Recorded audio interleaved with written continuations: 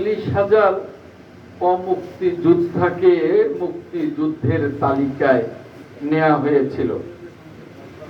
বিষয়টা আমার কাছে আমি আজকেই প্রথম জানলাম, কারণ আমরা সকলে জানি যে গত 10 বছরে অর্থাৎ ফ্যাসিবাদী সরকারের 17 বছরের শাসনামলের শেষ 10 বছরে তারা প্রায় 1 লাখের কাছাকাছি কম বেশি অমুক্তিযোদ্ধাকে মুক্তিযোদ্ধা হিসেবে তালিকাভুক্ত করেছে।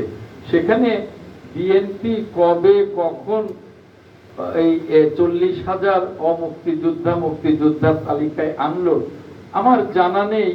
এটা সম্পূর্ণ আওয়ামী লীগ বলেছে।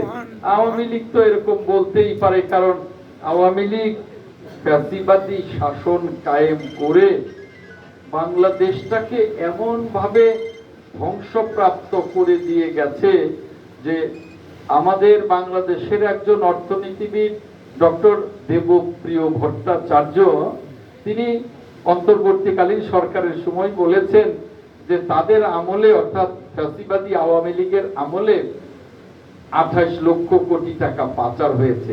এটা উনি দলিল দস্তাবেজ অফিসিয়াল কাগজপত্র দেখে বলেছেন। আমি এর আগেও একটা সমাবেশে বলেছি যে ওরকম আরো 28 লক্ষ যেগুলো উনি দেখতে পাননি, আমরা দেখতে পাইনি, আনঅফিশিয়ালি পাচার হয়ে গেছে।